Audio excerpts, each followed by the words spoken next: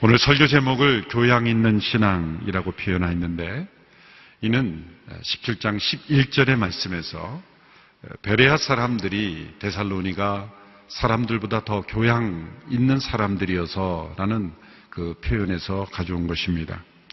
성경에서 어느 도시의 사람들을 다른 도시와 비교해서 이렇게 평가한 것이 드문 일인데, 이렇게 표현할 수밖에 없을 정도로 이 두 도시의 사람들이 대조되는 뚜렷한 대조를 보여주는 그런 모습이 있었다는 것을 우리가 알 수가 있습니다.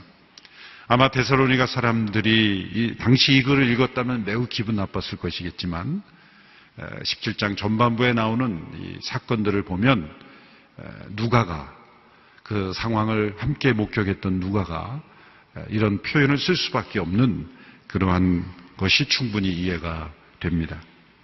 먼저 17장 1절에서 9절에 보면 바울이 데살로니가에서 복음을 전했을 때 어떤 일이 일어났는가를 우리에게 설명해 주고 있습니다. 어떤 일이 있었기에 이렇게 평가했는지를 살펴보도록 하겠습니다.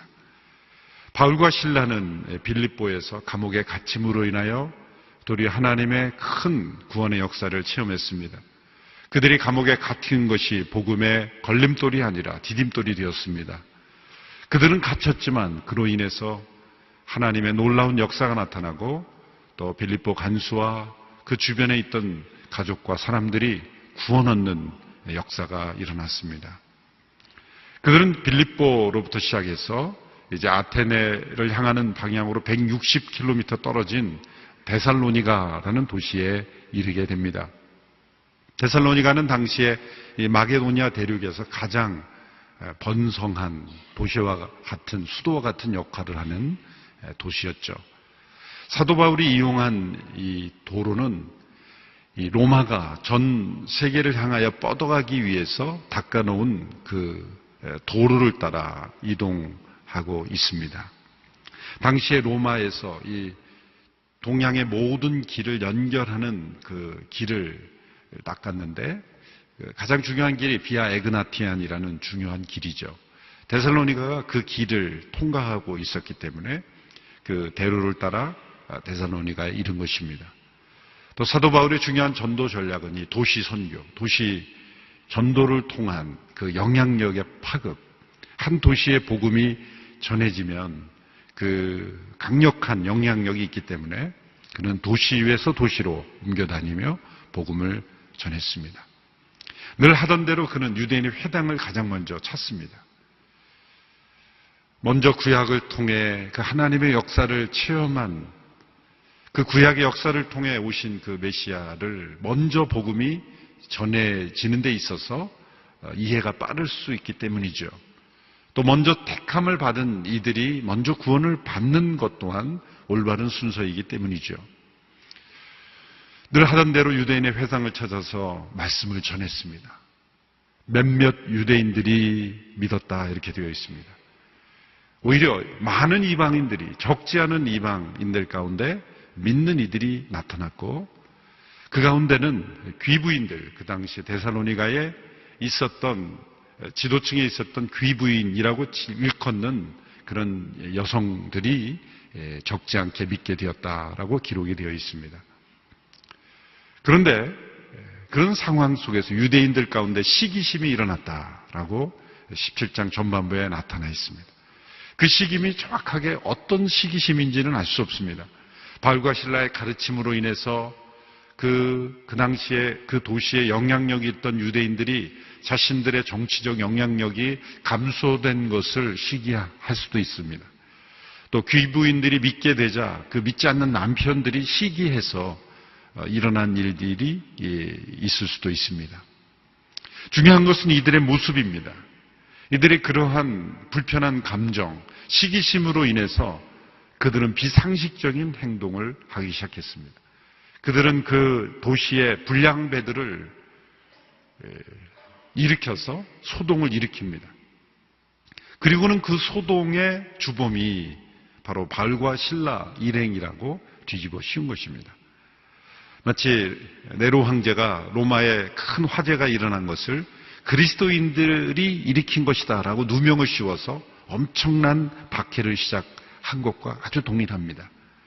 바울과 실라이랑과 전혀 상관없는 소동을 일으키고 그 소동의 주범이 그들이라고 거짓 고소를 한 거죠. 당시에 로마 제국이 다스리고 있던 그 여러 지역에서 곳곳에서 소요가 일어났는데 그 소요의 주인공들이 대개 이 디아스포라 유대인들 가운데 있었습니다. 특별히 정치적인 메시아 사상에 빠져 있었던 사람들, 메시아가 오되 정치적인 모습으로 와서 로마의 지배로부터 우리를 벗어나게 한다라고 하는 이 정치적 메시아 사상에 빠진 사람들이 소요를 일으키곤 했습니다. 당시에 한 황제인 글라우디오 황제가 그 시민들에게 보낸 편지에 보면 이들을 엄격하게 통제하고 절대 협조하지 마라라는 명령을 내리죠. 그런 가운데 이런 표현을 씁니다. 이들은 전 세계를 혼란케 하는 전염병과 같은 그러한 행위를 하는 사람들이다. 그 황제의 명령을 잘 알았던 이 유대인들이 그것을 이용해서 이 바울과 실라 일행이 황제가 금지하여 명령한 바로 그 행동을 하는 사람들이다. 그래서 우리말 성경에 보면 이렇게 표현했습니다. 세상을 온통 시끄럽게 하는 사람들이 이곳에 왔다.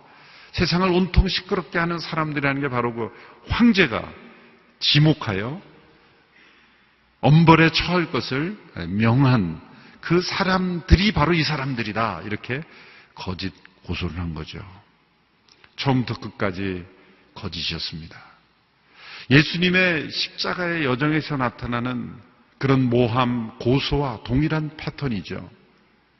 복음을 증거할 때 나타나는 현상들이 예수님이 십자가를 향하여 나아갈 때 받으셨던 그런 거짓 누명, 고소, 그런 고난의 여정이 동일하게 사도 바울의 복음 전파에도 나타나는 것을 볼 수가 있습니다. 예수님을 십자가에 넘겨준 사람들의 의도도 시기심이었다 이렇게 말하고 있습니다. 빌라도는 그 유대 지도자들이 시기심으로 예수님을 죽게 하려는 것을 알고 있었습니다. 그러나 그 또한 비겁함으로 그것을 묵인했고 그들의 거짓에 동참하여 예수님을 십자가에 넘겨준 것이죠. 그래서 바울과 실라가 또 위기에 봉착합니다. 이번에는 잡히지 않고 빌립보에서는 감옥에 바로 잡혔습니다마는 야손이라는 먼저 믿은 그 데살로니가에서 먼저 믿기 시작한 야손이라는 사람의 집에 숨습니다. 관원들이 잡으러 옵니다. 그런데 야손이라는 사람이 마치 구약의 라합이 유대인 이스라엘 정탐꾼들을 숨겨두고 갔다라고 한 것처럼 내어주지 않습니다. 그리고 그 야손과 그 형제들이 대신 잡혀가죠. 나중에 이제 보석금을 받고 풀려납니다. 그래서 밤에 몰래 그 바울과 실라 일행이 그 데살로니가를 황급히 떠나게 된 것입니다. 여기까지가 17장 1절에서 9절까지에 일어난 상황을 보여주고 있습니다. 그래서 10절에 보면 이렇게 돼 있죠. 밤에 그들이 데살로니가를 떠나 그 밤은 황급히 몰래 도망할 수밖에 없었던 그런 상황이죠. 사도 바울이 데살로니가에서 복음이 짧은 시간에 전해져서 열매가 맺어지는데 어쩔 수 없이 황급히 도망할 수밖에 없는 그런 상황이기 때문에 후에 데살로니가로 여러 번 가고자 했죠. 가고 싶었죠. 그러나 사단이 막았다. 그런 표현을 데살로니가 후서에서 고백하고 있고 또 편지만 보내고 디모데를 보내는 일이 일어난 것입니다. 자, 이제 데살로니가를 떠나서 계속 이 도로를 따라서 비아 에그나티안 도로를 따라서 마지막으로 그 도로의 끝나는 지점에 있던 도시가 베레아라는 도시입니다. 올림푸스 산맥 중간에 있는 도시, 작은 도시입니다. 그 베레아라고 하는 이 도시에 도착했을 때 역시 유대인의 회당을 찾아서 사도 바울이 복음을 전했습니다. 그런데 그 베레아 사람들의 태도가 데살로니가에 있었던 사람들의 태도와 얼마나 대조가 되는지, 그리고 그것이 얼마나 인상 깊었던지 누가는 그들의 모습을 11절에서 이렇게 묘사하고 있는 것입니다. 11절 말씀을 우리 같이 한 목소리로 함께 읽도록 하겠습니다. 시작. 베레아 사람들은 데살로니가 사람들보다 교양 있는 사람들이어서 말씀을 간절한 마음으로 받아들이고 바울이 말한 것이 사실인지 알아보려고 날마다 성경을 찾아보았습니다. 베레아 사람들은 데살로니가 사람들보다 교양 있는 사람들이었다. 교양 있는 이란 단어로 표현한 단어는 가장 많은 영어 번역본에서 noble이라는 단어로 번역하죠. 우리말로는 고상한, 신사적인, 또 개역 개정에서는 너그러운 그렇게 번역을 했고 개역 번역에서는 신사적이어서 이렇게 번역을 했죠. 또 다른 영어 번역본을 번역하면 편견으로부터 자유로운 그렇게도 번역될 수 있습니다. 우리말에서는 교양 있는 이렇게 번역을 했습니다. 도대체 어떤 모습이었길래 이들의 모습을 교양이 있는 사람들이다 이렇게 표현할 수가 있었을까요? 우리가 이 베레아 사람들의 모습을 통해 배워야 할 교양 있는 신앙의 모습은 어떤 것일까? 첫째로 이들의 모습을 보면 그들은 열린 마음으로 편견 없이 그들에게 들려오는 그 말씀에 귀를 기울였다는 거죠. 쉬운 것이 아닙니다.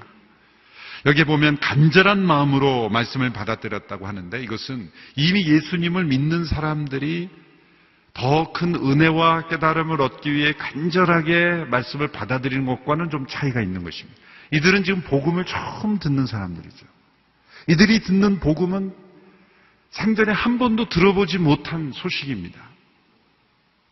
그러므로 이미 말씀을 잘 아는 사람들이 더 간절하게 사모하는 그런 간절함이 아니라 직역을 하면 자발적으로 마음을 열었다.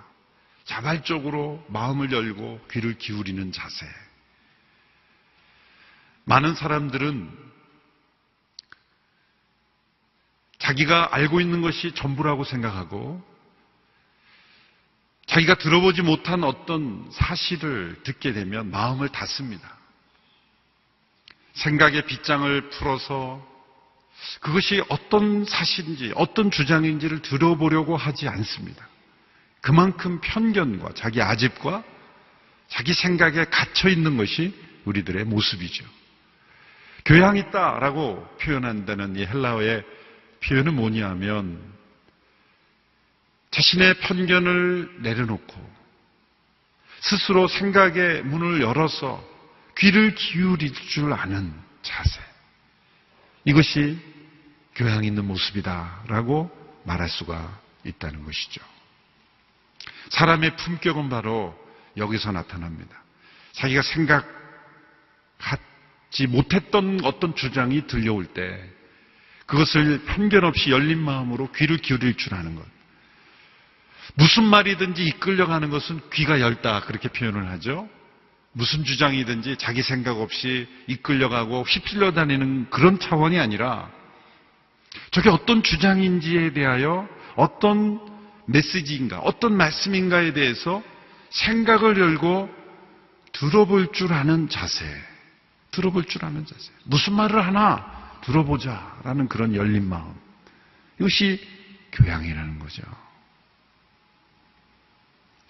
믿지 않는 사람들, 다른 세계관 속에 있었던 사람들, 불신의 세계에 있었던 사람들이 이런 열린 마음을 갖는다는 것이 참 놀랍다는 거죠.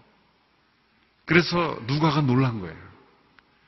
어떻게 보면 이 데살로니가 사람들과 얼마나 이렇게 대조가 되는가. 데살로니가 사람들은 시기심으로 바울과 실라가 전하는 말씀이 어떤 말씀인지 들어보지도 않고 자신들이 기분 나쁘고 자신들의 그 왜곡된 감정을 따라서 행동하는 거예요. 소동을 일으키고. 보면 오늘 본문 13절 말씀에 보면 베레아까지 따라와서 소동을 일으켰다 그러잖아요. 얼마나 교양 없는 사람들입니까? 들어볼 줄 모르는 사람들. 다른 사람의 생각을 들어볼 줄 모르는 사람들. 자기 생각에 갇혀있는 사람들. 편견에 사로잡힌 사람들이 바로 데살로니가 사람들이었다. 물론 그 가운데도 일부 믿는 사람들이 있었던 것은 분명합니다. 그러나 그 밖의 사람들이 그랬다는 거예요. 그런데 베레아 사람들은 신사적이어서 간절한 마음으로 말씀을 받고, 그 간절함이라는 게 뭡니까? 열린 마음, 자발적으로 생각을 열어줄 줄 아는 그런 사람들이었다는 것을 우리에게 알려주고 있는 것입니다. 여러분, 말씀을 받아들인다는 것은 어떤 의미입니까? 이것은 우리가 살아가고 있는 역사 밖으로부터 우리에게 주어지는 하나님의 계시를 받아들이는 거예요. 이 어려운 말 같지만 생각해 보십시오. 우리가 인간이 무엇인가, 인간이 누구인가를 알려고 철학자들이 많이 노력을 합니다만, 인간 스스로 인간을 알 수 있는가? 없습니다. 여러분, 물고기가 물속에 살죠. 그런데 물고기가 가장 모르는 것이 물입니다. 그런 말이 있죠. 물고기는 오직 물만 알기 때문에 물이 무엇인지 질문을 던지는 마지막 존재다. 물속에 사는 물고기가 제일 알지 못하는 것이 물이듯이, 이 역사 속에 살아가는 인간이 역사가 무엇인지 알 수 있는가? 없어요. 인간이 스스로 인간이 어떤 존재인지 알 수 있는 건 없습니다. 인간을 창조하신, 인간 밖에, 역사 밖에 계신 분이 우리에 대하여 말씀해 주시고 진실을 알려줄 때만 우리는 우리가 누구인지 알 수 있는 거예요. 역사가들이 역사가 무엇인지 알 수 있다고 말하지만, 올바른 역사의식은 역사 밖에서 역사를 봐야 되는 거예요. 여러분, 성경은 역사 속에서 사람들에 의해서 만들어진 역사가 아니라 이 인간과 역사 밖에 계신, 초월에 계신 하나님께서 역사 속에 일하신 것이 바로 성경의 역사예요. 그래서 역사를 통해 우리는 일반 역사가 아니라 이 세상에 갇힌 사람들의 역사를 배우는 것이 아니라 역사 너머에서, 역사 밖에서 역사를 볼 수가 있는 거예요. 그래서 제대로 된 역사의식을 깨달을 수가 있는 거예요. 이 세상의 역사를 아무리 탐독해도요, 역사 속에 갇혀버립니다. 유명한 그 토인비, 아놀드 토인비라는 역사가 그런 말을 했죠. 현재를 알려고 하는 사람은 마치 거울에 코를 바짝 갖다 대고 자기의 전체 모습을 보려고 하는 것과 같다. 코가 거울에 바짝 이렇게 붙어 있는 자기의 모습을 어떻게 봅니까? 우리가 현재 역사를 보는 눈은 그거밖에 안 된다는 거예요. 진짜 우리가 역사의 의미를 알고 역사의식을 가지려면 역사 밖에서 역사를 봐야 돼요. 근데 우리 힘으로 어떻게 그걸 할 수가 있어요? 시간 속에 갇혀 있는 사람들이 어떻게 시간의 의미를 알겠어요? 영원한 신분으로부터 우리의 인생을 보고, 역사를 보고, 우리 인생을 봐야 의미를 깨닫는 거예요. 인간 밖에서 인간을 봐야 인간이 보이는 거예요. 역사 밖에서 역사를 봐야 역사가 보이는 겁니다. 성경의 신비는 바로 거기에 있습니다. 성경을 통해 우리는 인간을 창조하신 하나님이 계시고, 또 역사 밖에 계신 하나님께서 역사 속에 뚫고 들어오셔서 행하신 일들을 통해서 역사의 의미를 하는 거예요. 역사의 의미를 역사 속에서 깨달으려고 하니 역사는 빙빙 돈다고 순환하는 거라고밖에 볼 수 없는 거예요. 돌고 도는 것이라고 평가하는 거죠. 인간은 동물이 됐다가 또 사람이 잘 되면 사람이 됐다가 동물이 됐다가 이렇게 돌고 도는 거라고 보는 거예요. 왜? 그 안에서만 보니까. 그러나 성경은 말씀합니다. 하나님께서 인간을 창조하셨고, 창조주이신 하나님의 눈으로 봐야 인간이 어떤 존재인지를 알게 되고, 역사를 주관하시는 하나님의 관점에서 봐야 이 역사의 흐름이 어떻게 되는지를 아는 거예요. 말씀을 받아들인다는 것은 우리의 생각 속에 이 역사 안에 갇혀있는 인생을 사는 것이 아니라 인생과 역사 밖으로부터 우리에게 말씀하시는 그 하나님의 계시를 받아들이는 거예요. 얼마나 놀라운 일입니까? 말씀을, 우리의 생각을 열고 말씀을 받아들여야만 우리는 인생이 무엇이고 역사가 무엇이고 무엇을 위해 살아야 하며 역사가 어떤 방향으로 가야 하는 것을 깨닫게 되는 것입니다. 베레아 사람들이 교양 있는 사람, 사람들이어서라고 표현한 것은 그들은 이렇게 그들에게 들려온 신선한, 새로운, 그들이 들어보지 못한 그런 말씀 속에서 자신의 모습을 볼 수 있었다는 거예요. 그것이 신앙 있는, 교양 있는 신앙입니다. 두 번째로, 그들은 자신이 듣게 된 말씀이 과연 진리인지 검증하는 모습을 보였습니다. 11절의 모습을 보면 이렇게 표현이 되어 있죠. 다시 한번 보시면 11절에 그들은 말씀을 간절한 마음으로 받아들이고 바울이 말한 것이 사실인지 알아보려고 날마다 성경을 찾아보았습니다. 사실인지 알아보려고. 여러분, 그것이 신앙의 교양입니다. 베레아 사람들은 무턱대고 수용한 게 아니에요. 묻지마 믿음이 아니었다는 거죠.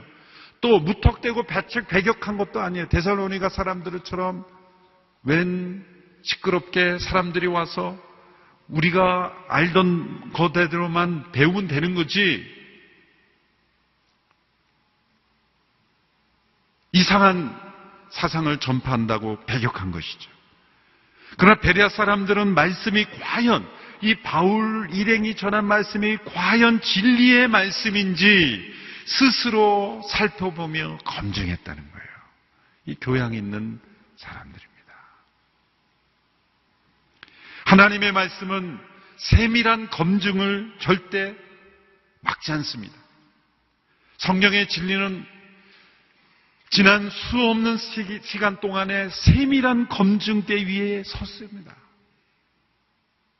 성경이 믿을 수 없는 인간이 만든 책이라고 주장했던 수많은 사람들도 있었어요.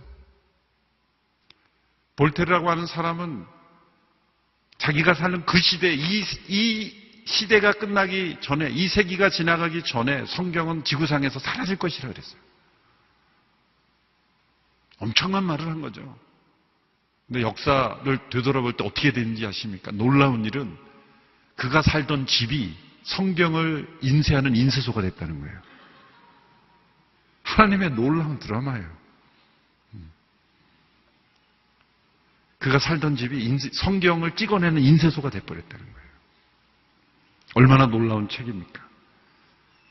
성경의 권위를 무너뜨리고 성경이 진리가 아니라고 주장했던 수많은 사람들, 지금도 신학이라는 이름으로 성경을 다 찢어버리려고 하는 수많은 사람들이 있지만 성경의 진리성은 견고하게 살아있습니다.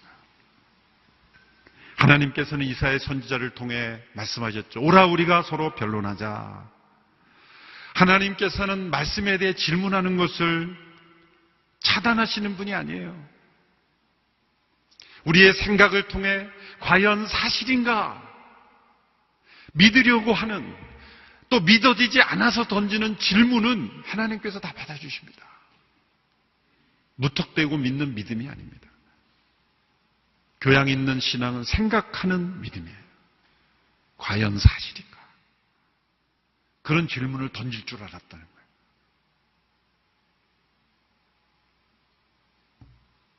데살로니가에서 바울이 말씀을 전하는 모습을 설명하는 말씀들을 보면 이러한 관점을 지지해 줍니다. 2절, 3절을 보시면 17장 2절, 3절은 바울이 어떻게 전했는지를 이렇게 설명해 주고 있습니다. 제가 읽어보겠습니다. 바울은 늘 하던 대로 회당에 들어가 3주 동안 안식일마다 성경에 대해 사람들과 토론했습니다.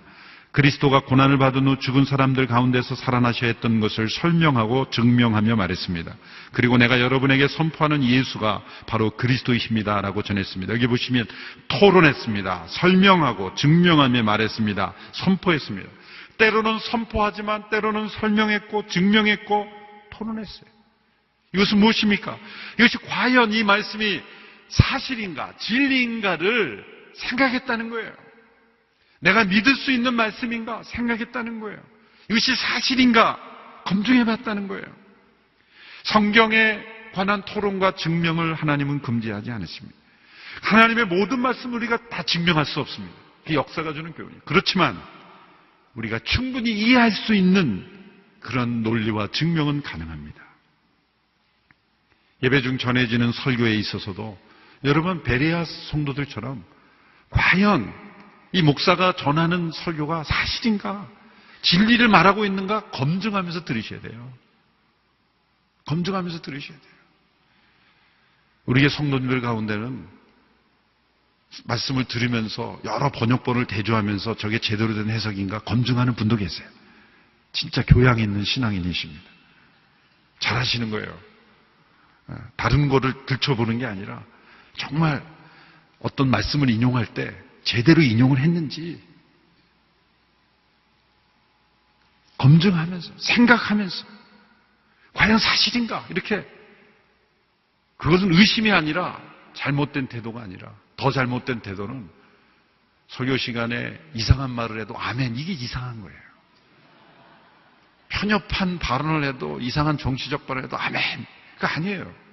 자기를 미워하는 말씀이 그래서 옛날 부흥사 때는 호랑이가 굴에 들어갔습니다 그래도 아멘 이상한 뭐 얘기를 해도 전부 아멘이에요. 그럼 묻지마 아멘이 얼마나 위험한 거예요. 교양이 없는 거예요. 교양 없는 신앙은 어떤 믿음의 열심보다 내가 무엇을 믿는가를 진지하게 생각하는 거예요. 여러분 믿음의 열심이 중요합니까? 믿음의 내용이 중요합니까? 내용이 중요한 거예요. 내용 없는 열심은 굉장히 위험한 거예요. 교양 있는 신앙이 아닙니다. 나는 하나님의 말씀은 사실로 받아들이고 있는가? 그 고민을 하는 것이 교양 있는 신앙이에요. 그리고 그것이 사실인가를 알기 위해서 살펴볼 줄 아는 것. 그것이 교양 있는 신앙이죠. 어떻게 말씀의 진리라는 것을 우리는 확인해 볼 수 있습니까? 그 말씀대로 이루어졌는가 안 이루어졌는가를 보문하는 거예요. 구약의 말씀이 예언의 말씀이 신약 시대를 통해 오늘 시대를 통해 이루어지고 있다면 그 말씀은 사실인 거예요. 또 그것이 진리인지를 어떻게 합니까? 우리의 삶 속에서 실천해 봤을 때 어떤 열매가 나타나는가를 보면 아는 거예요. 그 말씀대로 실천했을 때 어떤 열매가 나타난다면 그건 사실인 거예요. 여러분이 세상에서도 많은 주장과 의견과 그런 사상들이 있죠. 그 사상대로 행했을 때 어떤 일이 일어나는가? 그것이 실제 그렇게 일어나면 그건 진리인 거예요. 사실인 거예요. 그러나 약속된 일이 일어나지 않으면 그건 진리가 아닌 거죠. 베레아 사람들은 바울이 전한 말씀이 과연 사실인가를 스스로 날마다 확인했다는 거예요. 여러분 하나님의 말씀을 주일날 듣고 오늘 본문의 말씀을 집에 가서 혹은 저녁에 주중에 진짜 제대로 된 말씀인가? 이 말씀이 사실인가? 스스로 확인해 볼 줄 아는, 고민할 줄 아는, 그렇게 생각하고 믿는 그런 교양 있는 신앙 우리 모두가 될 수 있게 되기를 바랍니다. 그저 예배 시간에 설교 시간도 빨리만 끝내주면 좋지. 무슨 내용이 전해지는지 관심 없어요. 빨리만 끝나면 좋지. 이거 아닌 거예요. 고민하는 거예요. 생각하는 거예요. 찾아보고 확인하고 그리고 삶 속에서 이 말씀이 진정한 하나님의 말씀인지를 확인하는 신앙. 이것이 교양 있는 신앙이에요. 세 번째로는 그 말씀이 과연 사실이라면, 진리라면 그것은 교회 안에서만이 진리가 아니라 모든 영역에서 진리임을 받아들여야 되는 거예요. 오늘 이 시대의 가장 큰 위기는, 현대사회의 가장 큰 위기는 이 진리를 이분화시킨 거예요. 분열시킨 것입니다. 이분법적 사고를 진리에 적용시킨 거예요. 이 현상을 예언한 분이 수십 년 전에 프란시스 셰퍼라는 기독교 철학자가, 셰퍼라는 철학자는 이미 이것을 예언한다라고 말하지 않아도 그분의 지적이 지금 그대로 이루어지고 있어요. 놀랍습니다. 그분은 이 문제를 이런 그림으로 설명합니다. 그림을 보여주시면, 그림이 아니라 그냥 글씨인데요. 선을 긋은 거예요. 선을 가운데 긋은 것은 뭐냐면, 이 상층부에 있는 것은 뭡니까? 개인적인 가치, 개인적인 선택의 영역이에요. 하층부에 있는 것은 모든 사람들이 부인할 수 없고 받아들여야 되는 팩트, 사실이에요. 그것은 과학과 이성을 통해 검증된 것이에요. 사실이라는 문제입니다. 이것은 모두가 받아들여야 될 그런 구속력이 있는 진리라는 거예요. 그런데 여러분 보시면 이거 선을 금으로 인해서 어떻게 돼 있냐면은 위쪽 상층부 다시 보여주세요. 위쪽 상층부는 너에게는 가치가 있을지 모르지만 나에게는 가치가 없다. 그런데 진리를 어떻게 생각하냐면 너에게는 진리일지 모르지만 나에게는 진리가 아니다. 기독교인 너희들에게는 진리일지 모르지만 나에게는 진리가 아니다. 여러분 진리일 수 있습니까? 그것이 진리라면 모든 사람들에게 적용된 진리인데 진리 이렇게 두 부분으로 나눈 거예요. 팩트와 사실. 그런데 문제는 성경과 기독교를 어디다 갖다 놨냐면 아래가 아니라 위에다 올려놓은 거예요. 다시 그림을 보여주세요. 두 번째 그림을 보시면 위에다 올려놓은 거예요. 여러분 예전에는 이것이 아래에 있었어요. 성경은 모든 사람들이 받아야 될 진리로 받아들였던 시대였어요. 그런데 이것을 개인의 가치 문제, 예를 들어서 창조는 사실이냐 아니냐가 중요한 게 아니라 기독교인들이 자신이 창조됐다라고 그냥 가치로 받아들인다고 생각하려는 거예요. 예수님의 부활, 그것이 사실이냐 아니냐 관심이 없다. 당신들이 부활을 하나의 가치로 의미로 받아들인다면 그렇게 믿어라. 그럼 모든 사람들에게 예수님이 부활했다라고 전하진 말아라. 이거죠. 이런 논리인 겁니다. 굉장히 존중하는 것 같지만 무시해버리는 거예요. 이게 부활이 하나의 비유, 은유, 하나의 의미가 되는 거예요.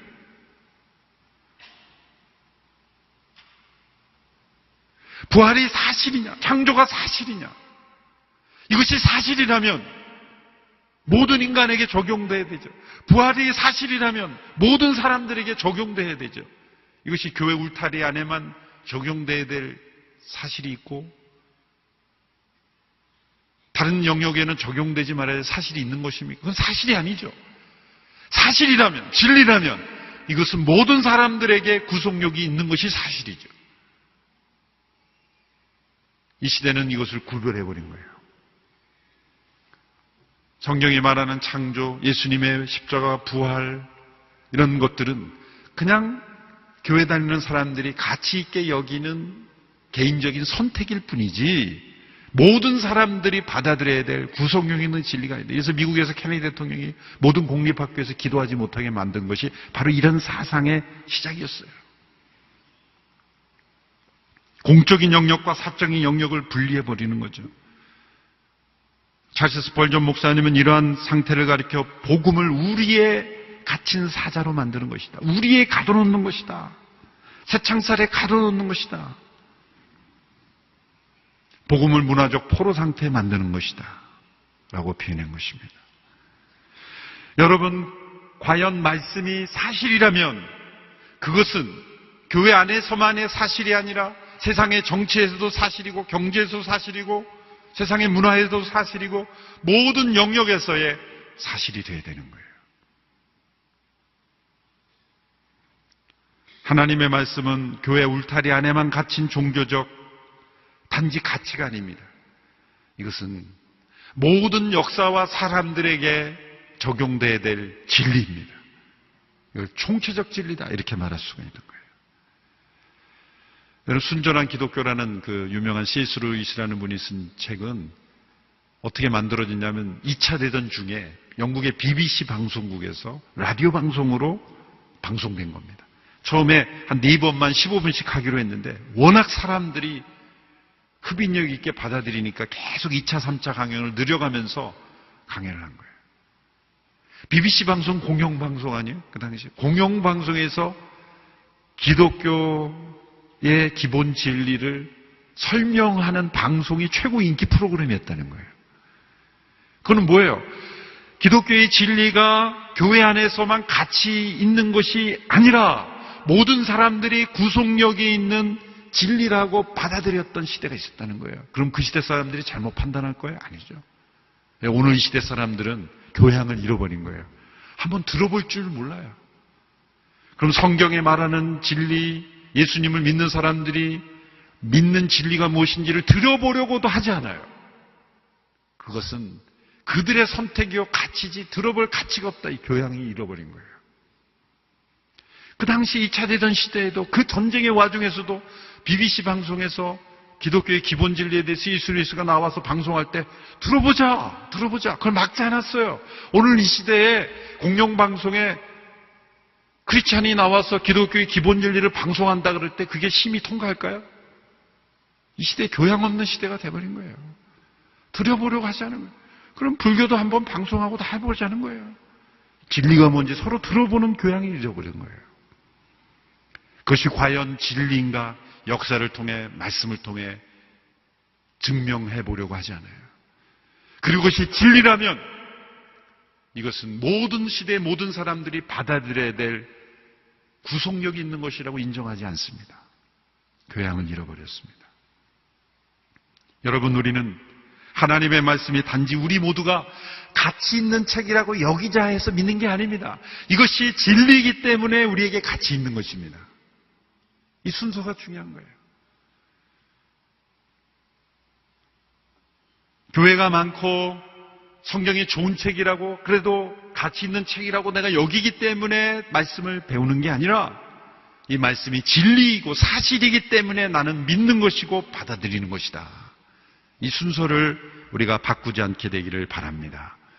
그리고 이 말씀이 진리요 사실이라면 이것은 모든 삶과 역사 전체에 적용되어야 될 총체적 진리라는 것을 확신할 수 있게 되기를 바랍니다.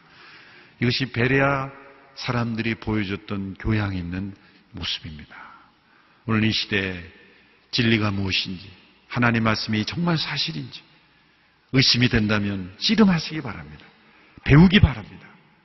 책도 읽고 그리고 말씀도 읽고 대조해보고 역사적 자료도 찾아보고 검증해보고 이렇게 확인해보는 그것을 하나님은 환영하십니다. 그것이 사실이라면 우리는 순종해야 되고 우리의 모든 삶에 적용해야 될 줄로 믿습니다. 이런 교양이 있는 신앙인들이 다 될 수 있게 되기를 주님의 이름으로 축원합니다. 기도하겠습니다. 하나님 아버지, 베레아 사람들이 보여줬던 이 아름다운 신앙의 모습, 교양의 모습, 오늘 이 시대에 잃어버린 이 모습을 우리에게 보여주신 것을 감사합니다. 우리 모두가 다시 한번 하나님의 말씀에 대한 확신을 가지고 열린 마음으로 또 진리를 더 알고자 하는 마음으로 이 말씀이 사실이기에 우리가 믿고 따르는 확신에 이르게 하여 주시옵소서. 예수님의 이름으로 기도하옵나이다. 아멘.